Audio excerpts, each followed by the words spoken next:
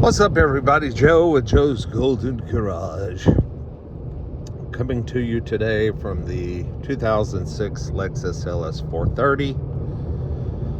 Been to Chattanooga, Tennessee today. Just headed back down towards Atlanta. Out here on the Georgia Autobahn, I-75. It's been kind of trafficy today. Haven't been able to do any of my glorious 100-mile-per-hour sprints. They've been far and few between. Update on the Lexus. What do we got? 119, 838, coming up on 120K. Still doing good, driving great, smooth as can be. Did have a service done. I don't know if I told y'all about that. It says October. Had power steering and brake flush and power steering fluid along with the oil change, a couple of filters. Yeah, she's doing good. Some of you might be asking, why are you in the LS430 and not in the Lincoln MKZ? Well, you know me, it's been 6 months, so hell, it was time to move on. I was literally like walking down the sidewalk and tripped over this gentleman, and he was like, I want to buy your car. And I was like, sure, how much? And he offered pretty close to what I paid for it, and I haggled with him a little bit and got him up and ended up selling it for exactly what I had in it. So didn't really make any money off of it, but didn't lose any either. So I put about 8,000 miles on it, and it was a great car. Really was, but it was it had so much technology with that touchscreen, that sync touchscreen 2.0 or whatever, just real finicky. And the controls for the AC and the radio volume were just impossible to use with your fingertips, especially my shaky ass fingertips. But it was a very comfortable and luxurious car. I mean, I love the heated seats, love the heated steering wheel. In the summertime when we were burning up, leaving work, man, we'd jump in this thing and it cooled seats, ice cold AC, man, it was great. And 40 miles to the gallon consistently, whether I drove it at 100 miles an hour or 70 miles an hour. Just so consistent, and I really am. I'm kind of bummed it's gone. But then again, I was kind of over it. I think I'm over. I'm not sure if I'm over the hybrid life, but I was definitely over the hybrid life in that car. The engine is just way too noisy and loud. It wasn't coarse, like it was smooth. You didn't feel any vibration, but gosh, it was just so darn loud. And maybe all hybrids are like that. I don't know. I need to drive a few more. So yeah, it left me yesterday. It's gone. So I had to look at Mama today and say, hey, can I borrow the Lexus? All I had is the old white Ford truck, the old 97 Ford truck. I didn't feel like driving it up here today, and it's got an AC compressor that's about to let go, so I really didn't want to have it on the interstate. So Lexus it is. So what is Joe looking for? You know me, I could be looking for a Peugeot or a Fiat 500, who knows, just disaster, or I might get a 20-year-old Tahoe with 300,000 miles. I mean, hell, I don't know. I'm wide open to anything right now, but what am I kind of partial to right now? Is I'm partial to a Toyota Avalon or a ES350 Mercedes. Lexus, finally. ES350. Everybody's been pushing me for years, and I just haven't done it in several years. Gosh, my last ES350 was a long time ago. I think it's been almost 10 years since I had my 05 ES330. And that was a brilliant car. If I could find another one like that, I'd buy it. But I think I want like a 2010 to 12 ES350 that has the updated body style, the nose and wheels, headlights, tail lights, few interior upgrades, kind of like my aunt's beater Lexus, if you ever follow those videos. She's got 240 on hers, and her son has 315 on his 07. So, we all know they go the distance.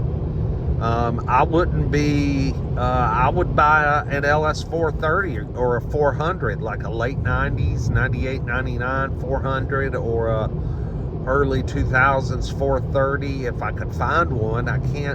They're a little scarce right now. I guess people are hanging on to them or whatever.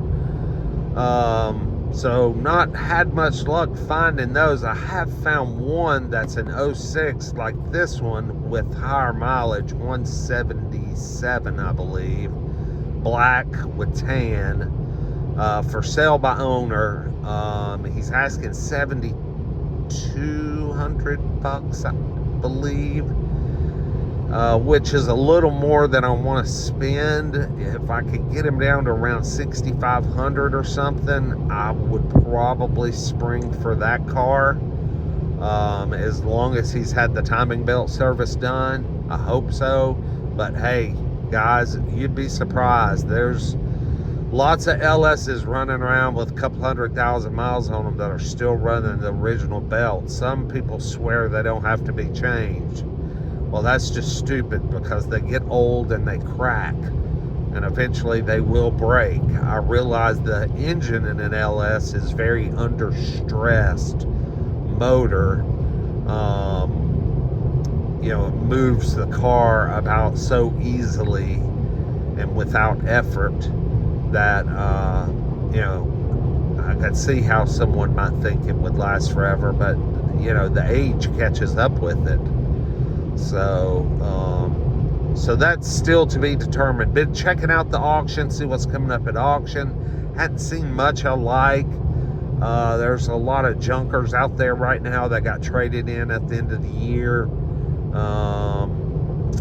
They're kind of making their way through the sale right now, so not seeing much there. Marketplace is just flooded with dealers like me trying to sell their inventory. We ended up wholesaling and getting rid of a bunch of our stuff that we had been sitting on for about a year. Ended up the Volvo C30, boom, gone. Got it out of here, man. Lost about $1,500 on that car, but we couldn't find anybody interested in it. It was such a cool little hot hatch. But yeah, it's gone. It left us last week. I think my brother, he actually sold it. I think he got $5,000 for it. And we still have the old 2008 ultra luxury ES350 sitting in the warehouse that needs a transmission. I could do that as an option, but I don't know if I want to go out and source a good used transmission, and I don't know. I might do that. I just don't know.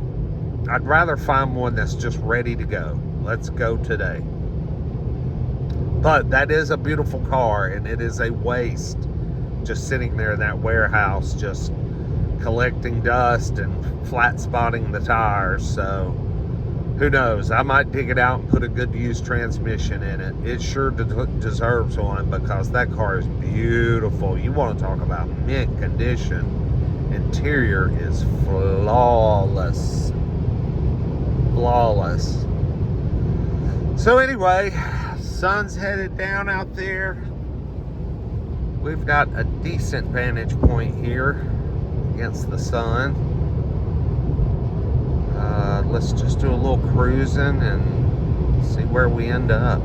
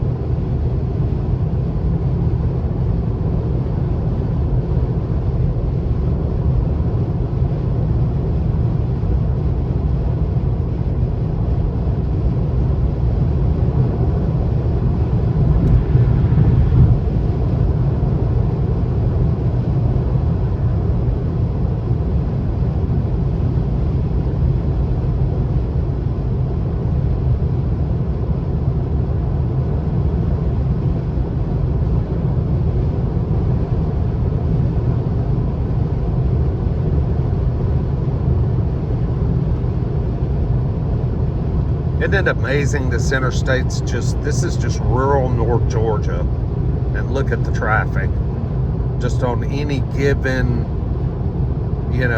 weekday afternoon. It's unbelievable. It's got to be one of the most heavily traveled interstates. I mean, it's got to be.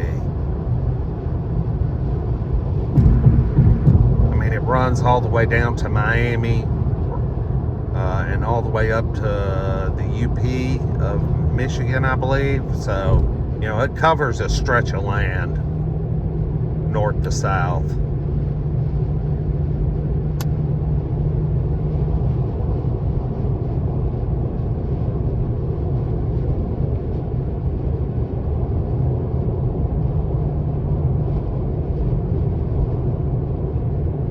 But as each year goes by, there's just more and more traffic. Just unbelievable.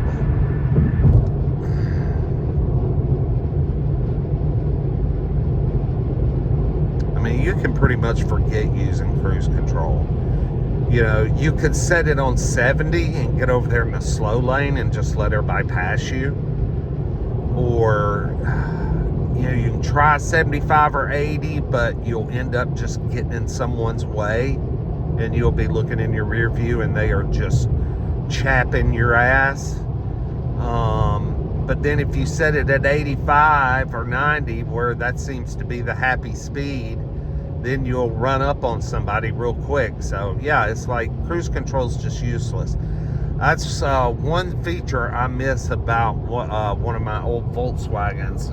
That Golf sport wagon I had that adaptive cruise. That was so nice. I could set the cruise on 85, and if I crept up on somebody, it just eased back, and then, once they moved on or got on, then it would pick back up speed. That was nice. I'd love to know how well the radar cruise control worked on these LS430s back in '06. Was it called radar cruise or laser cruise? What was it called? I can't remember. I wonder if it was jerky or if it was smooth. Anybody that owns one, let me know. Comment below.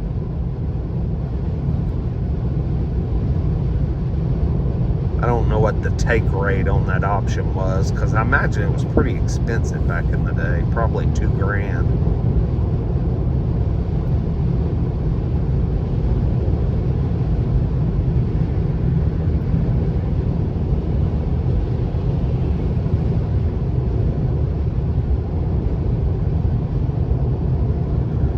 Well, we're coming up on 50. No, we're past 15 minutes. Good gravy. Well, let's see. So far, I have covered. I've covered about 40% of my ride home. So I still got about 60% left to go. So anyway, y'all got to see some of the trip and some of the Lexus behavior and how it's doing.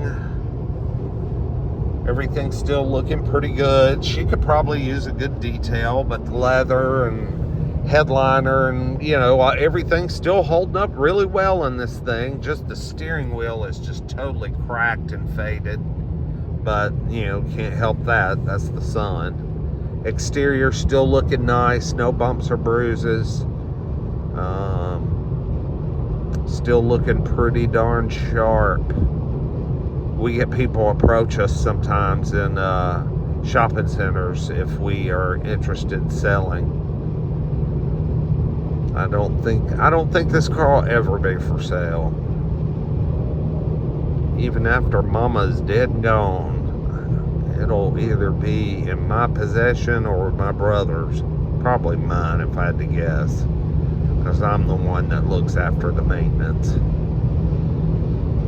So anyway, well, I hope everybody had a good holiday with family and friends, got to rest, and Happy New Year to everybody, and we will see y'all the next time, hopefully back at the auction with a cool auction find.